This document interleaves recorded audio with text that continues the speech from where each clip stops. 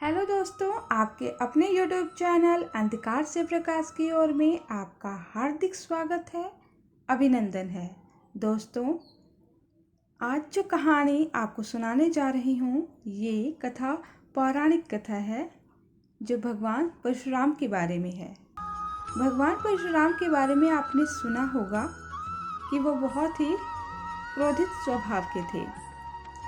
उनके अवगुणों के बारे में सुना होगा कि उन्होंने क्षत्रियों का दमन किया और वो गुस्सैल थे। लेकिन आज हम उनके गुणों की चर्चा करेंगे कि उनके अंदर कौन कौन से गुण विद्यमान थे। तो देर न करते हुए भगवान परशुराम की कथा सुनते हैं। मर्यादा पुरुषोत्तम श्री राम, जिनका सादर नमन करते हों, उन शस्त्रधारी और शास्त्रज्ञ भगवान परशुराम की महिमा का वर्णन शब्दों में संभव नहीं है।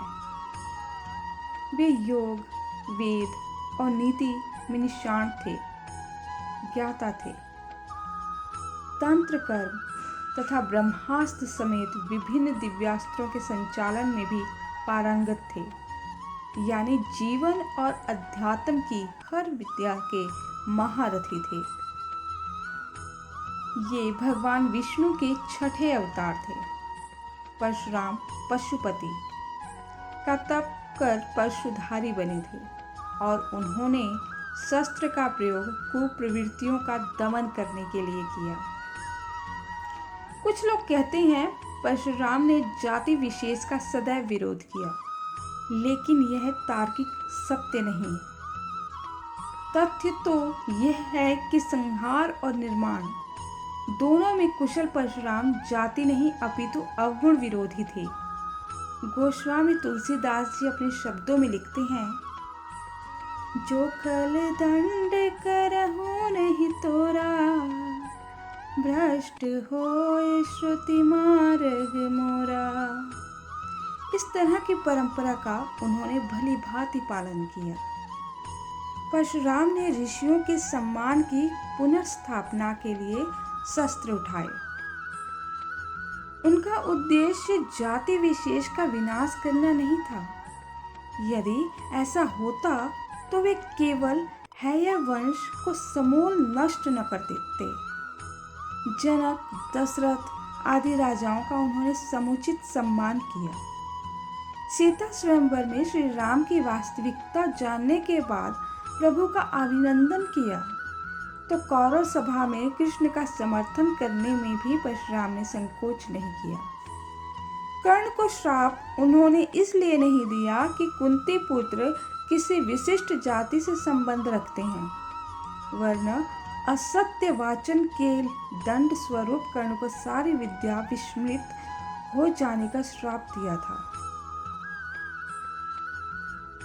कौशल्या पुत्र राम और देवकी नंदन कृष्ण से अगाध स्नेह रखने वाले परशुराम ने गंगा पुत्र देवव्रत यानी कि भीष्म पितामह को न सिर्फ युद्ध कला में प्रशिक्षित किया, बल्कि ये कहकर आशीष भी दी कि संसार में किसी गुरु को ऐसा शिष्य पुनः कभी प्राप्त नहीं होगा। पौराणिक मान्यता के अनुसार अक्षय तृतीया को ही त्रेता युग का प्रारंभ हुआ माना जाता है। इसी दिन यानी वैशाख शुक्ल तृतीया को सरस्वती नदी के तट पर निवास करने वाले ऋषि जमदग्नि तथा माता रेणुका के घर प्रदोष काल में जन्मे थे परशुराम। परशुराम के क्रोध की चर्चा बार बार होती है, लेकिन आक्रोश के कारणों की खोज बहुत कम हुई कि उन्हें क्रोध आता क्यों था। परंतु परशुराम ने प्रतिकार स्वरूप हैय वंश के कार्तवीर्य अर्जुन के वंश बेल का 21 बार विनाश किया था, क्योंकि कामधेनु गाय का हरण करने के लिए अर्जुन पुत्रों ने ऋषि जमदग्नि की हत्या कर दी थी, यानी कि इनके पिता जी की हत्या कर दी थी। भगवान दत्तात्रेय की कृपा से 1000 भुजाएं प्राप्त करने वाला कार्तवीर्य अर्जुन दंभ से लबालब भरा था। उसके लिए विप्रवध जैसे खेल था। जिसका दंड परशुराम ने उसे दिया था। ग्रंथों में यह भी वर्णित है कि शस्त्रबाहु ने परशुराम के कुल का 21 बार अपमान किया था। परशुराम के लिए पिता की हत्या का समाचार प्रलयातीत था, कष्टकारी था। उनके लिए ऋषि केवल उनके पिता ही नहीं बल्कि ईश्वर भी थे। इतिहास प्रमाण है कि परशुराम ने गंधर्वों के राजा चित्ररथ पर आकर्षित हुई मां रेणुका का पिता का आदेश मिलने पर वध कर दिया था। जमदग्नि ने पितृ आज्ञा का विरोध कर रहे पुत्रों रुक्मवान, सुखेण, वसु तथा विश्वनाश को जड़ होने का श्राप दिया, लेकिन बाद में परशुराम के अनुरोध पर उन्होंने दयावश पत्नी और पुत्रों को पुनर्जीवित कर दिया। पशुपति भक्त परशुराम ने श्री राम पर भी क्रोध इसलिए व्यक्त किया क्योंकि अयोध्या नरेश ने शिव धनुष तोड़ दिया था। वाल्मीकि रामायण में के बालकांड में संदर्भ है कि भगवान परशुराम ने वैष्णव धनुष पर सरसंधान करने के लिए श्री राम को कहा।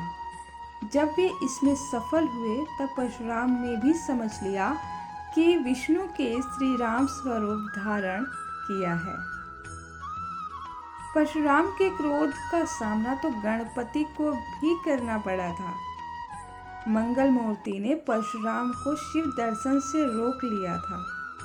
रुष्ट परशुराम ने उन पर परशु प्रहार किया, जिससे गणेश का एक दांत नष्ट हो गया और वे एक दंत कहलाए। अश्वत्थामा, हनुमान और विभीषण की भांति प्रभु स्वरूप परशुराम के संबंध में भी यह बात मानी जाती है कि वे चिरंजीवी हैं। तो दोस्तों, कैसी लगी आपको ये कहानी? आशा करती हूँ ये कहानी आपको बहुत अच्छी लगी होगी। और इस वीडियो को अंत तक देखने के लिए आप सभी का बहुत बहुत धन्यवाद। और दोस्तों, इस वीडियो को अपने दोस्तों और मित्रों के साथ शेयर करना बिल्कुल भी मत भूलिएगा। धन्यवाद।